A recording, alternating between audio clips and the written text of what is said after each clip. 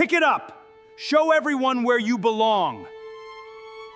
I already did. Your evidence is in their hands. Sir, step away from her. The night I destroyed my husband, he made me wear a maid's uniform in front of 300 of the most powerful people in America. He thought it would remind me of my place.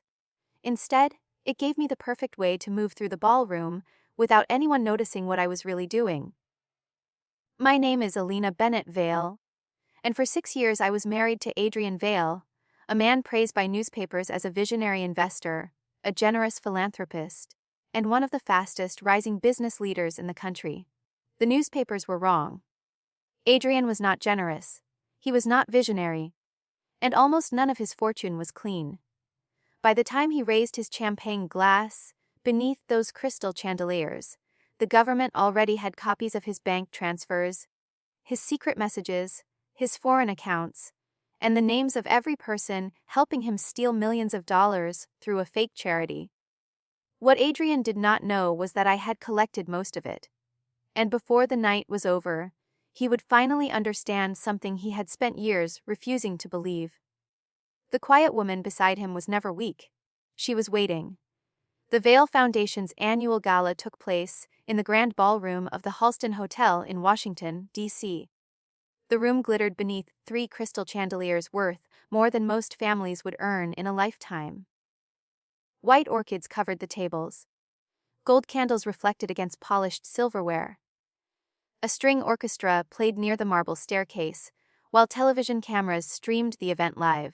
The guest list included governors, senators, federal contractors, corporate executives, foreign investors, judges, lobbyists, and people whose names appeared on buildings. They had come to celebrate charity. At least, that was what the public had been told. The truth was hidden inside the auction catalogs sitting on every table. Each painting, watch, wine collection, and historic document had been assigned a code. The bids were not real donations. They were instructions. Every winning bid triggered a transfer through one of 12 shell companies. The money moved from federal contracts into private accounts, then through the foundation, and finally into offshore banks. Before dessert, more than $80 million would be washed clean. Adrian believed the plan was perfect. He believed everyone in the room was loyal. He believed I knew nothing. That last mistake cost him everything. I walked between the tables carrying a silver tray. Adrian had chosen my uniform himself. A plain black dress, a stiff white apron, low black heels, my hair pulled into a tight knot. No earrings, no bracelet.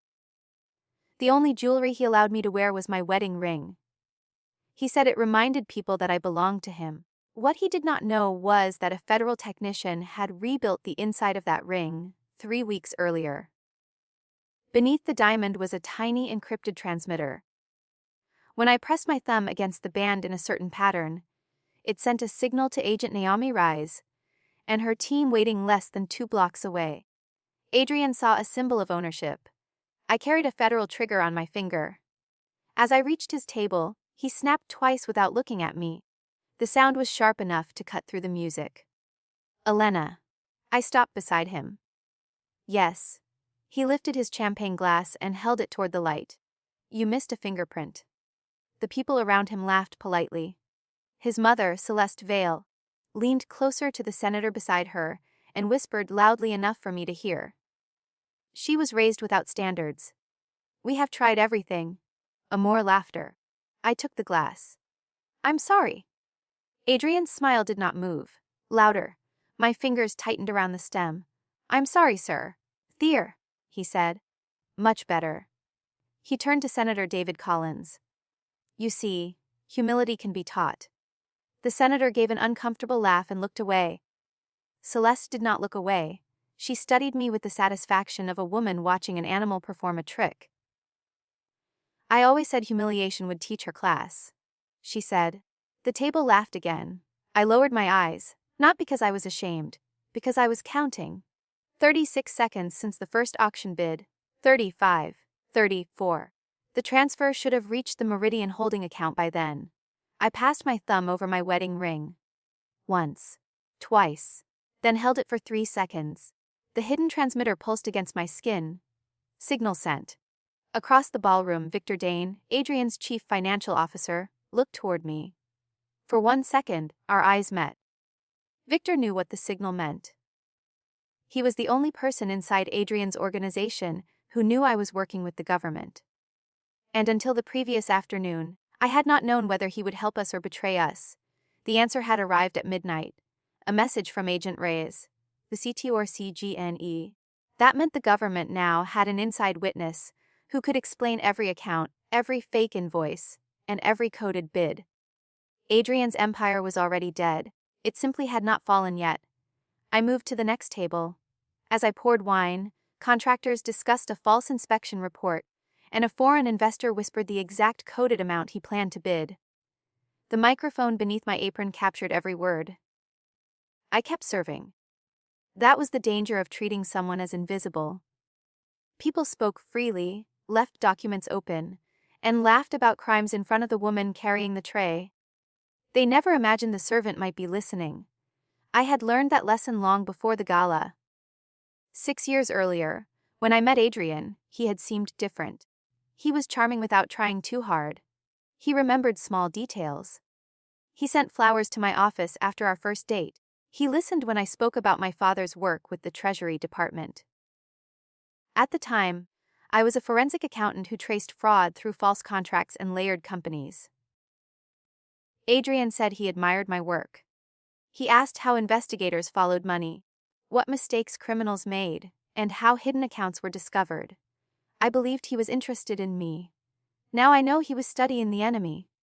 My father, Michael Bennett, had been the director of a Treasury task force investigating corruption in federal contracting. He was stubborn, careful, and impossible to intimidate. When I was a child, he used to tell me, "People think truth is loud. It isn't. Truth is patient." 3 months after I married Adrian, my father died in a car crash on a rain-soaked highway outside Baltimore. The official report said his brakes had failed. The investigation ended quickly. Too quickly. My father had been preparing a major case, but his files disappeared after his death. His supervisor retired. 2 witnesses changed their statements. 1 contractor left the country. I was grieving, newly married, and desperate to believe the crash was an accident. Adrian stood beside me at the funeral. He held my hand. He told me I was safe. That was the cruelest lie he ever told. After my father died, Adrian slowly changed. He pressured me to leave my job, then used a political contact to file a false conflict complaint against me. The complaint was dismissed, but my clearance was suspended during the review. Exhausted by grief and public suspicion, I resigned. Adrian comforted me while secretly destroying my career. Then he isolated me. He moved us to a guarded Virginia estate, controlled the accounts, monitored my calls, and decided which friends were acceptable. Whenever I resisted, he reminded me that I had already lost my father and my work. Then he offered himself as the only thing I had left. Men like Adrian do not simply lock the door. They convince you nothing outside is worth returning to. For a while, it worked. I became quieter, careful. I learned which floorboards creaked outside his office. I learned when he drank enough to become careless. I learned how to hide fear behind an expression he considered obedient. But I never forgot numbers. And numbers began appearing where they did not belong. A foundation expense with no matching event. A consulting payment to a company with no employees. A property in Delaware purchased by a corporation registered in Nevada. A donation from a contractor 1 week before a federal award. At first, I thought Adrian was avoiding taxes. Then I found the auction codes. The discovery happened 11 months before the gala. Adrian was in New York. Celeste was visiting friends in Palm Beach. I was alone in the Virginia mansion except for 2 security guards. I entered Adrian's office using a key he believed I did not have. Inside his desk was a locked drawer. Inside the drawer was a black ledger. The ledger contained dates, initials, contract numbers, and amounts. 1 set of initials appeared again and again. MB, my father. Beside his initials was a final entry dated 6 days before his death. P. Rafaelid. Altarnativivap Rovid. I remember standing there with the ledger in my hands, unable to breathe. I wanted to scream. I wanted to call the police. I wanted to confront Adrian the moment he returned. But my father's voice came back to me. Truth is patient. So I took photographs. I returned the ledger. I locked the drawer. Then I sat at the dining table and waited for my hands to stop shaking. The next morning, I contacted Naomi Reyes. Naomi had worked with my father years earlier. She was now a senior federal agent leading a financial crimes unit. I could not call her from my phone. So I walked to a grocery store, bought a prepaid device with cash, and called from a crowded parking garage. When she answered, I said only one sentence. I think my husband knows why my father died. There was silence. Then Naomi said, do not confront him. That conversation began the longest year of my life. Naomi could not act on suspicion alone. The ledger photographs were useful, but not enough. She needed proof of current crimes, proof linking Adrian to the shell companies, proof that the charity was being used to wash money, and proof that the people around him understood what they were doing. So I returned home and built the case while pretending to obey him. I copied files, photographed notes, recorded conversations, and learned his passwords. A charging cable supplied by the government copied, selected data whenever he connected his phone. I traced the shell companies, mapped the foreign accounts, and decoded the auction catalog. Then I discovered the gala would be used for Adrian's largest transfer yet. $80 million. The government needed the money to begin moving before agents could act. That meant I had to be inside the ballroom when it happened. Adrian made that easy. 3 days before the gala, he placed the maid's uniform on our bed. You'll wear this Friday, he said. Our guests should see how well you have adjusted. What if I refuse? His smile disappeared. Your life becomes easier when you stop pretending you have choices. I touched the black fabric and forced a smile. You're right. When he left, I called Naomi. He wants me serving tables. That gives you access to every guest, she said. And the stage if I can reach it. Signal us when the money moves. Do not take unnecessary risks. I promised, although every breath inside that marriage already felt like a risk. Now, in the ballroom, the auction reached item 12. A 19th century painting appeared on the screen behind the stage. The auctioneer opened the bidding at $2 million. A contractor at table 9 lifted his paddle. Another bidder followed. The number climbed. 3 million. 4. 5. Applause filled the room as though generosity were being performed. My ring pulsed once. That was Naomi's confirmation. The money had begun moving. The warrant team was ready. I carried a tray toward the stage. Adrian was laughing with Senator Collins. Celeste was telling a television host how deeply her family cared about underprivileged children. Behind her, a waiter carried a dessert plate covered in gold leaf. The hypocrisy would have been funny if it had not stolen food, housing, schools, and medical care from real people. Adrian noticed me and crooked one finger. I approached. He spoke without lowering his voice. The senator's wife says you have not smiled all evening. I looked toward Mrs. Collins. She seemed embarrassed. I'm sorry. Adrian's eyes hardened. Are you? Les? Then smile. I smiled. He studied my face. Better. Celeste reached for my wrist. Her nails pressed into my skin. You should be grateful, she said. Most men would have sent you away years ago. I looked at her hand on me. Then at her face. You may be right. She released me with a satisfied expression. She did not hear what I meant. Adrian checked the time. Then he looked toward Victor. Victor stood near the side wall, pale and sweating. Adrian frowned. Why does he look like that? I followed his gaze. Perhaps he's nervous. Victor is never nervous. For the first time that evening, suspicion entered Adrian's voice. He motioned Victor over. Victor approached slowly. Adrian leaned toward him. Is there a problem? No. You look ill. It's warm in here. Adrian stared at him. Victor's eyes flicked toward me, only for a second. But Adrian saw it. He looked from Victor to me. My heart struck hard against my ribs. What was that? Adrian asked. Victor swallowed. What was what? That look. I don't know what you mean. Adrian stood. The people at the table fell silent.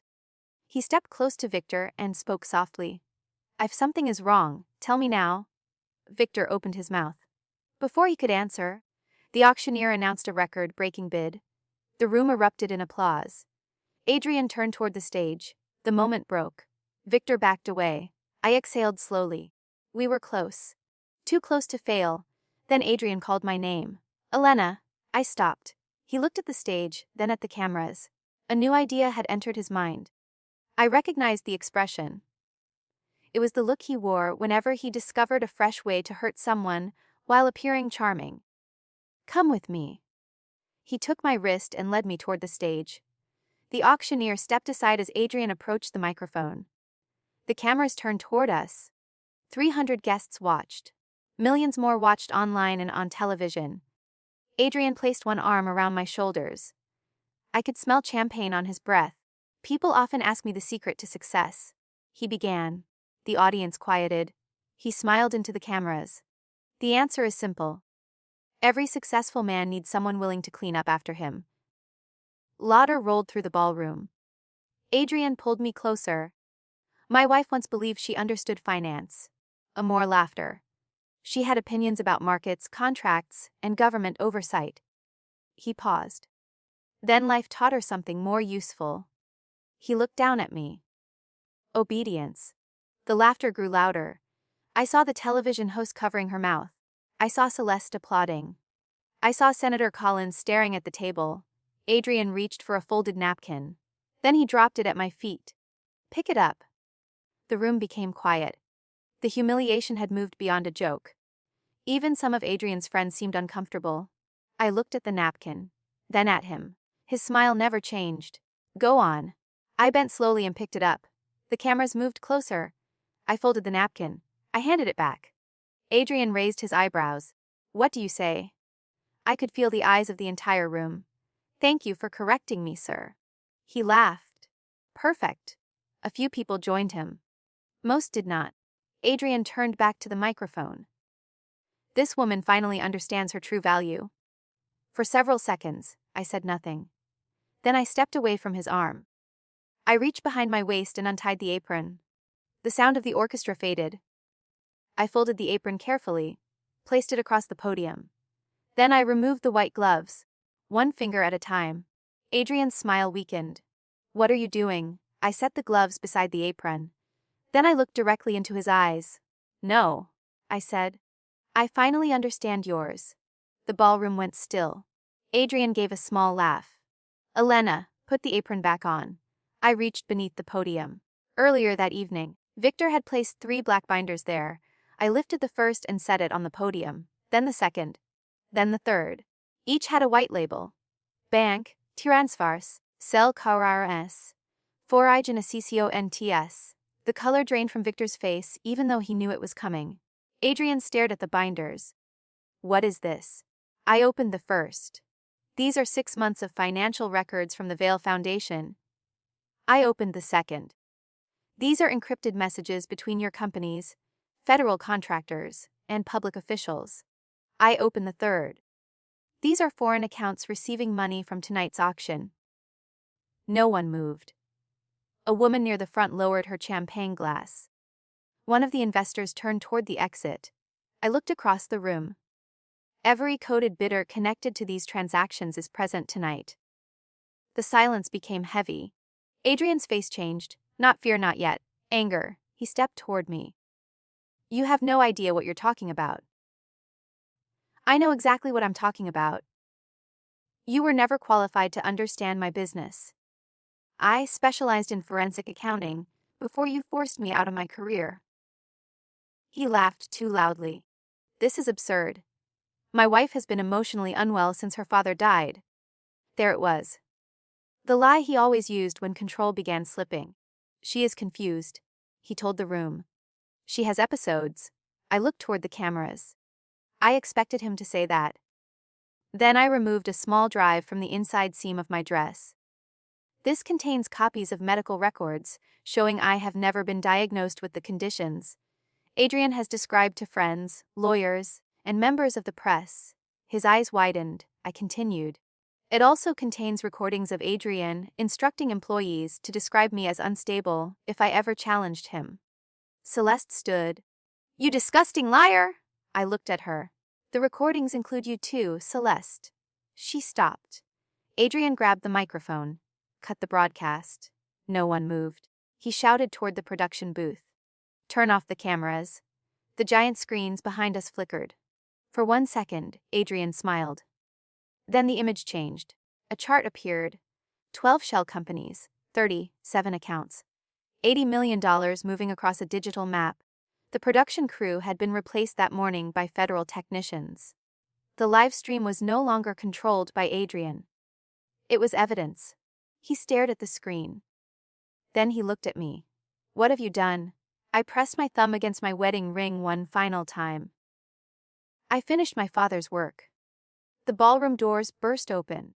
"Federal agents? Nobody move?" More than 30 agents entered from 3 directions. Some wore dark jackets marked with federal seals. Others moved toward the exits. 2 headed for the production booth. 4 surrounded the stage. Guests began shouting. Chairs scraped across the floor. Someone dropped a glass. Celeste screamed, "This is a private event." An agent answered, "Not anymore." Naomi Reyes walked down the center aisle carrying a folder. She looked exactly as she had the first time I met her in the parking garage. Calm, focused, unimpressed by wealth. She stopped at the stage. "Adrian Vale, you are under arrest for conspiracy, money laundering, wire fraud, bribery, obstruction of justice, racketeering, and multiple federal financial crimes." The ballroom exploded into chaos. One contractor tried to reach a side door and was stopped. A lobbyist began demanding his attorney. Senator Collins sat perfectly still, staring ahead as though movement itself might be evidence. Celeste pushed toward Naomi. "My son is one of the most respected men in this country." Naomi looked at her. "Respect is not immunity." "This is political." "No, ma'am. It's documented." Adrian looked around the room. For the first time, he understood that no one was coming to save him. He turned toward Victor. "You." Victor raised both hands. Adrian's voice dropped. "You did this." Victor shook his head. "I gave them the account structure." "You coward." "I signed a cooperation agreement yesterday." Adrian stepped toward him. "You betrayed me." Victor's voice trembled, but he did not look away. "No. You abandoned every person around you the moment you believed you were untouchable." 2 agents moved Victor aside. Adrian turned back to me. His expression was no longer controlled. "You planned this, Wes. For how long?" 11 months. His mouth opened, but no sound came out. I think the length of time hurt him more than the arrest. For 11 months, he had kissed me, mocked me, threatened me, and ordered me around while I quietly dismantled his life. He lunged. 2 agents grabbed his arms before he reached me. His tuxedo twisted. His champagne glass shattered against the stage. The man who had spent years controlling every room was forced to his knees in front of the cameras. He stared up at me. "You were serving me." I looked down at him. "No." I removed the wedding ring. "I was documenting you." The words traveled through the silent ballroom. Naomi took the ring and sealed it inside an evidence bag. Then she opened another folder. "There is one more matter." I looked at her. Even though we had discussed the possibility, my body went cold. Naomi faced Adrian. "We have reopened the investigation into the death of Treasury Task Force Director Michael Bennett." My father's name moved through the room like a shockwave. Adrian's expression changed. Only for a second. But it was enough. His eyes shifted toward Celeste. Naomi noticed. "So you recognize the name?" Adrian recovered quickly. "Of course I recognize it. He was my wife's father." Naomi nodded toward another agent. The agent placed a clear evidence bag on the podium. Inside were handwritten notes, insurance records, payment schedules, and a small black ledger. The same ledger I had photographed months earlier. Naomi said, "These materials were recovered from your private office under warrant 2 hours ago." Adrian stared at the ledger. "We also recovered communications linking members of your organization to an intimidation campaign against Director Bennett's task force." My knees nearly failed. I gripped the podium. Naomi continued. Several payments were made within 48 hours of the brake failure that caused his crash. The ballroom blurred. For years, I had imagined that moment. I thought I would feel rage. Instead, I felt something deeper. Relief. My father had not been careless. He had not died chasing ghosts. He had found the truth. And the truth had frightened powerful men enough to kill him. Adrian looked at me. Elena, listen to me. I did not answer. I had nothing to do with the crash. Naomi watched him carefully. No one accused you of causing the crash, she said. The room went silent again. Adrian realized his mistake. He had answered a question she had not asked. Celeste closed her eyes. Victor turned away. Naomi nodded to the agents. Take him. They pulled Adrian to his feet. As they led him down the steps, he twisted toward me. You have nothing without me. His voice echoed through the ballroom. I looked at the cameras, at the guests, at the binders, at the man who had tried to convince me that my life ended where his control began. Then I answered, I had nothing because of you. He stopped struggling. For one brief moment, he saw me clearly. Not as a possession, not as a servant, not as a grieving woman he could manipulate. He saw the person who had beaten him. The agents led him away. The rest of the night unfolded like a storm. More arrests followed. Phones were seized. Accounts were frozen. Computers were removed from offices before dawn. The live broadcast spread across the country. Clips of Adrian dropping the napkin and ordering me to pick it up were replayed beside footage of him being arrested minutes later. The sentence, I was documenting you, appeared in headlines, on television, and across social media. People called it revenge. They were not wrong. But revenge alone would not have been enough. I did not want Adrian embarrassed. I wanted him unable to hurt anyone again. In the weeks that followed, federal investigators uncovered more than we expected. The foundation had laundered hundreds of millions of dollars through inflated federal contracts, fake inspections, secret payments, and offshore accounts. Money meant for schools, hospitals, housing, and disaster recovery had been redirected into private fortunes. Victor became the government's primary witness. He admitted his role and explained how Adrian controlled the organization through fear, favors, and blackmail. Senator Collins resigned. Judges stepped down. Contractors lost federal licenses. 2 lobbyists fled the country and were later arrested. Celeste claimed she knew nothing until investigators found her signatures on coded transfers and property deals. She had helped build the cage and laughed while I lived inside it. Now she faced conspiracy and obstruction charges of her own. Adrian fought longer than anyone. He blamed Victor, the government, and me. Every accusation collapsed beneath matching transfers, recordings, and messages. At trial, prosecutors played Adrian's own voice saying, "If Elena ever finds out, no one will believe her. I've made sure people think she's unstable." Then a mechanic, who had vanished after my father's crash, testified that he had been paid to alter the brakes. The order had passed through intermediaries linked to Adrian's organization and Celeste. No witness could prove Adrian personally gave the final order, so the homicide case remained open. It was not a perfect answer, but it cleared my father's name and proved his death was not an accident. Adrian was convicted of financial crimes, racketeering, obstruction, witness intimidation, and conspiracy. His federal sentence was long enough to ensure he would grow old behind concrete walls. At sentencing, I stood a few feet from the man who had controlled my life for years. Without the mansion, money, guards, and tailored suits, Adrian looked ordinary. I told the court, Hay believed humiliation was power. He thought that if he made me small enough, no one would listen when I spoke. But every insult gave me another reason to continue, and every lie left a record. Adrian finally looked at me. He did not lose everything because I betrayed him. He lost everything because the truth reached the room he thought he owned. The judge thanked me. Adrian said nothing. After the trial, I returned to the Virginia mansion one final time. The rooms felt unfamiliar. I walked through the dining room where I had served Adrian, stood outside the office where I found the ledger, and entered the bedroom where he had placed the maid's uniform on our bed. It still hung in the closet. For a moment, I considered burning it. Instead, I folded it into a box. Not as a symbol of shame. As evidence of survival, I sold the mansion and the property legally awarded to me. Restitution and civil settlements gave me enough money to disappear. But hiding would have allowed Adrian to shape my future one final time. So I created the Michael Bennett Foundation.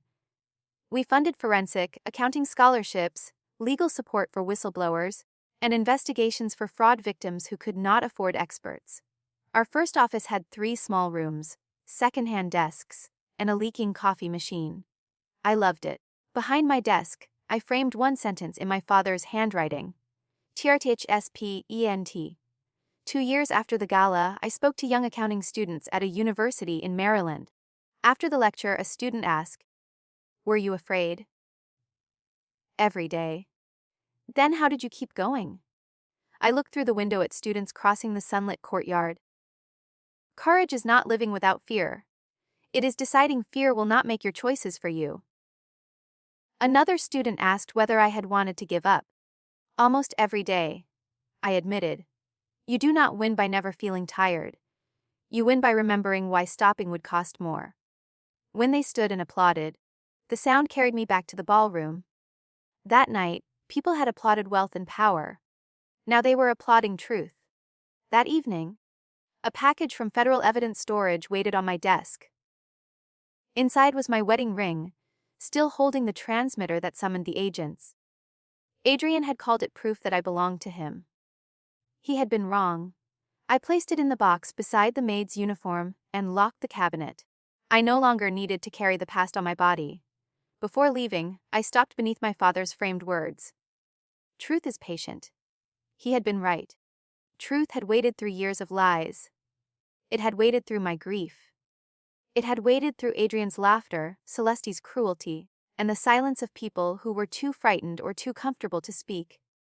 Then, on one glittering night, Truth entered the ballroom wearing low heels, a black dress, and a white apron. Adrian thought the strongest person in the room was the man standing on the stage. He was wrong. Sometimes the strongest person in the room is the one everyone overlooks. Sometimes she is carrying a tray. Sometimes she is lowering her eyes. Sometimes she is counting the seconds. And sometimes, while the whole room is laughing at her, she is quietly deciding exactly how the powerful will fall.